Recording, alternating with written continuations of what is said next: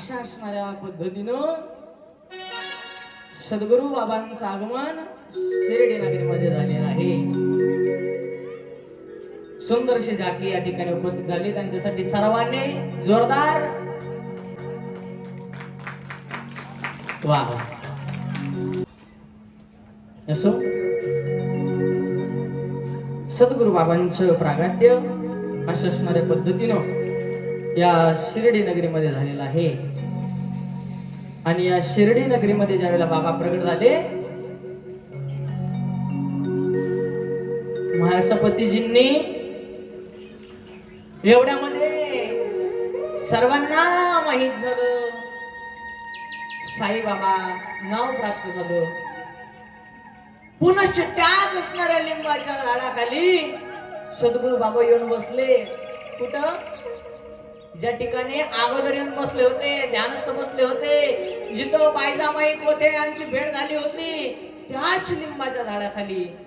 आणि सद्गुरु बाबा येऊन बसल्याच्या नंतर सद्गुरु बाबांनी पुनश्च ध्यान मुद्रा लावली. तिथं थांबले थोडा वेळ. बरेचसे असणारे जे मंडळी होते ते सर्व येणार जाणार पुन्हा पाहू लागले. पुन्हा पाहतात कोण आहे कोण आहे. त्यावेळेला महासपतीजींनी सांगितलं हे साई आहेत. आणि मग त्या ठिकाणी त्यांनी एक पडकी असणारी मशीद होती. मशीद म्हणजे मस्जिद होती. कशी होती? जीर्ण झालेली होती, पडलेली होती. आणि त्या पडलेल्या मस्जिदीला स्वरूप प्राप्त करून दिलं. कशाचं स्वरूप प्राप्त केलं त्यांनी? तर तिला नाव दिलं, त्या मस्जिदीला नाव दिलं. काय नाव दिलं असं माहिती तुम्हाला? काय नाव दिलं? बोला बोला.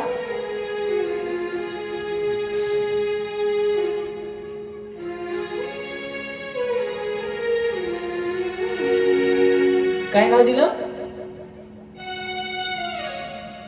द्वारका माई.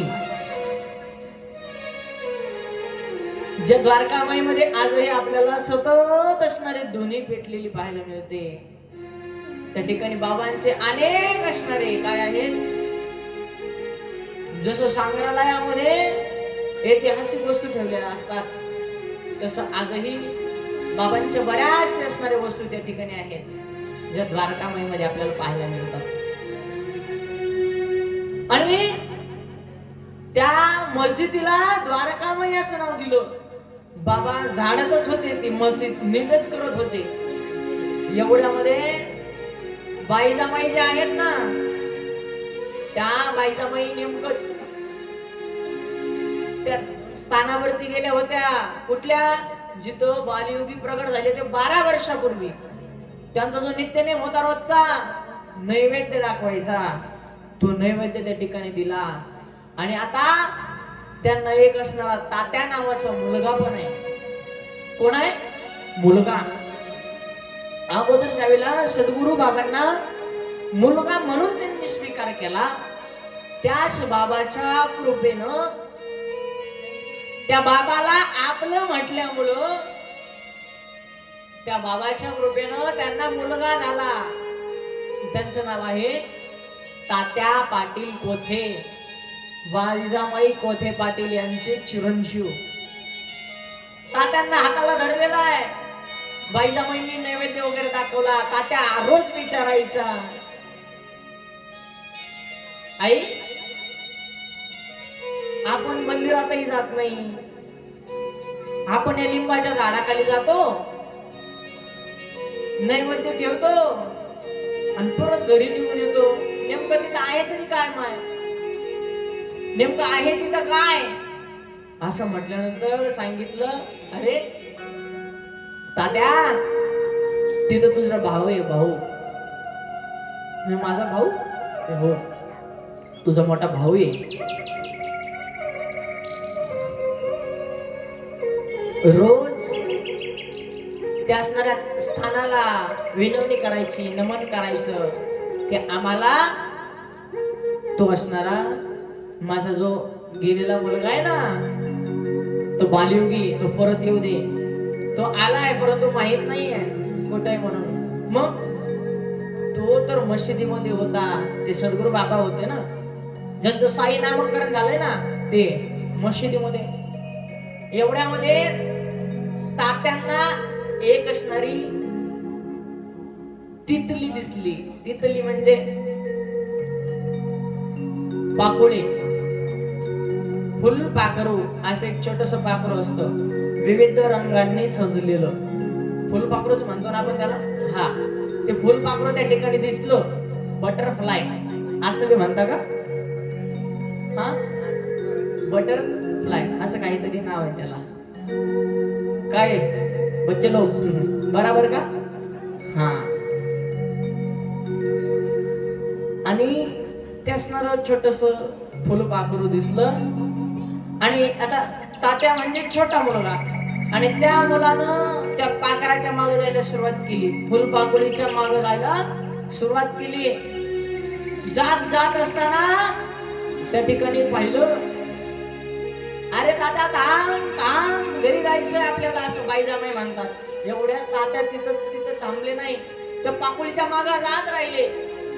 आणि त्या पाकुळीनं सद्गुरू बाबा ज्या ठिकाणी ज्या असणाऱ्या मशिदीमध्ये गेले होते ना, तिथपर्यंत ती पाकुळी गेली. आणि तिथं बाबांपाशी जाऊन स्थिरावली. जणू काय त्या पाकुळीनं माईंना तिथपर्यंत बोलावून घेतलं होतं. आणि ते असणारं स्वरूप बाईजामाईंनी आपल्या डोळ्यानं पाहिलं. ज्यावेळेला अतिशय असणाऱ्या अंतःकरणातून पाहिलं, डोळे भरून आले बाईजामाईंचे. अरे किती दिवस वाट पाहायला लावली का? त्या बालयोग्याला त्या ठिकाणी म्हणू लागली, का रे कुठे गेला होतास? किती वाट पाहायला लावलीस मला? अतिशय अंतःकरणातून त्या ठिकाणी भाव प्रगट झाला. मुलगा म्हणून स्वीकारलं होतं, मला एकटीला सोडून निघून गेलास? अरे मी तुझ्यासाठी रोज नैवेद्य तयार करायचे. एक दिवस केला का रे? एक दिवसही सुना गेला नाही ज्या दिवशी मी तुझ्यासाठी नैवेद्य बनवलं नाही. घरी सासूबाईंच्या त्या ठिकाणी टोमणे ऐकून घ्यायची, बोलणे ऐकून घ्यायची, परंतु तुला त्या ठिकाणी नैवेद्य घेऊन येत होते. माझा अंत पाहिलास तू? बोलो जो बोलना है बोलो, आप माझो ठेरी हमारी, अशा पद्धतीने साईबाबांना म्हणावं. बोल हे माय, काय म्हणायचं ते म्हण, आईच आहेस तू शेवटी माझी. अशा पद्धतीने बोलणं झालं. चल चल बरं घरी चाल, तुला भूक लागली असेल, मी तुला लगेच काहीतरी खायला देते. असं ज्यावेळेला म्हटल्या ना बाईजामाई, त्यावेळेला सद्गुरू बाबांनी सांगितलं, माझ्यासारख्या फकीराला कसलं घर, कसला संसार, कोणते माई बाप, काही नाही. आता हेच माझं घर आहे. तुला वाटत असेल ना माय, तू इथं येत जा, मला 2 शब्द बोलत जा. भिक्षा मागायला कधी आलो तर 2 घास खाऊन जात जाईन तुझ्या घरून. बाईजामाईंच्या अंतःकरणात तो प्रसंग, त्या अंतःकरणातला भाव अतिशय, अक्षरशः बाईजामाई आनंदाच्या अश्रूंनी न्हाऊन निघाल्या. तात्यांना घरी, मेरे श्वास श्वास में तेरा, मेरे श्वास श्वास में तेरा, हे नाम सुनी वाले, मुझे सीने से लगा लो, ये शाम साई वाले.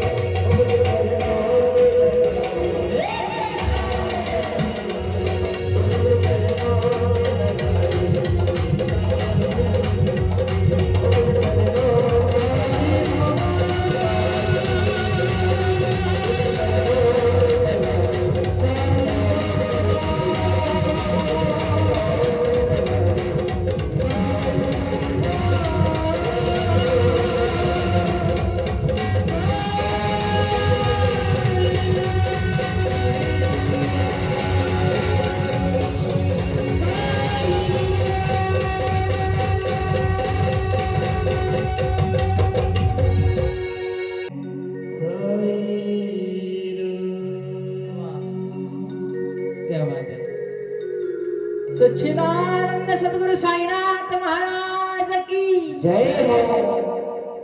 आणि अशा पद्धतीनं सद्गुरु बाबांच्या अंतःकरणातून इच्छा होती भेटावेत, बोलावेत, यावेत आणि ती आश असणारी पूर्ण बाबांनी त्या ठिकाणी केली. सद्गुरु बाबा शिर्डीत प्रगटले, मशिदीमध्ये राहण्याकरता उपस्थित झाले. नव्हे तर बाबांची भिक्षाटनही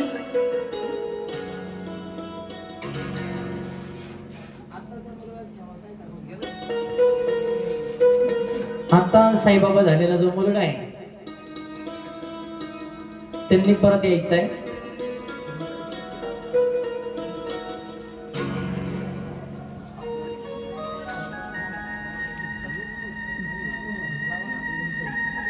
आला का? हा, आपलं परत साईबाबा पाहायला मिळणार आहे. असो, सद्गुरु साईबाबांनी मशिदीला व्यवस्थित केलं, तिला नाव दिलं द्वारका. बोला, द्वारका माई असं नाव त्या असणाऱ्या मशिदीला दिलं. आणि त्या असणाऱ्या मशिदीमध्ये बाबांनी ध्वनी पेटवावी. जसं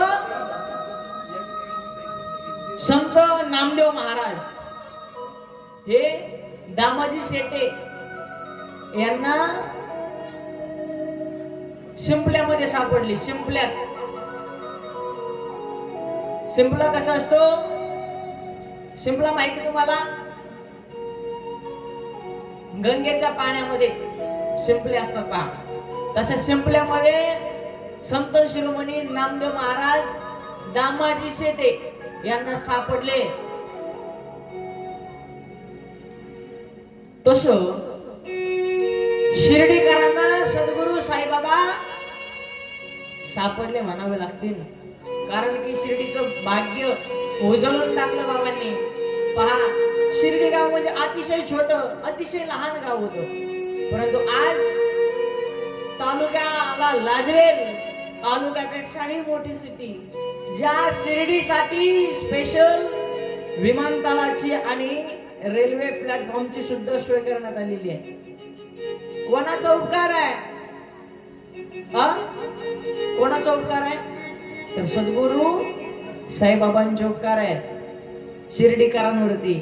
म्हणून म्हणतो सद्गुरु साईबाबा शिर्डीकरांना सापडले. काही जणांना कळले नाही हा भाग सोडून, परंतु बाईजामाई सारख्यांना, महासापती सारख्यांना, नानासाहेब काकासाहेब दीक्षित असतील, नानासाहेब चांदवलकर असतील, यांच्या सारख्यांना ते कळाले चांगल्या आणि उत्तम पद्धतीनं.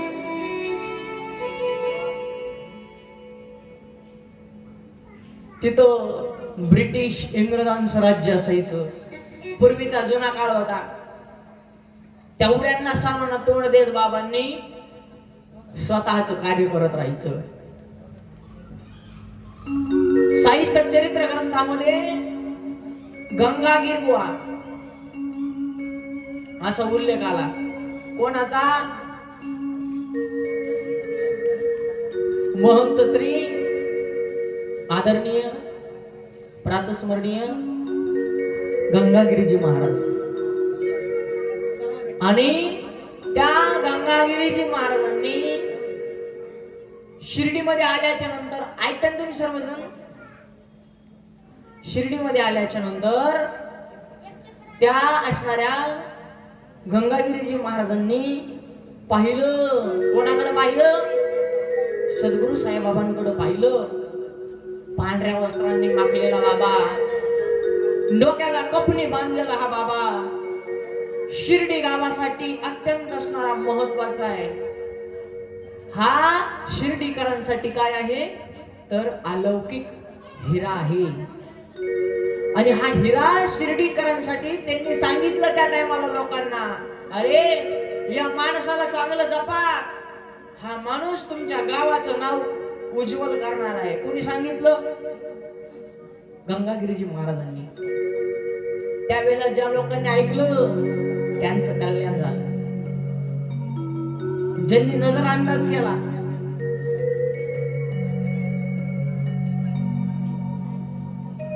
कार्यक्रमाला येत असताना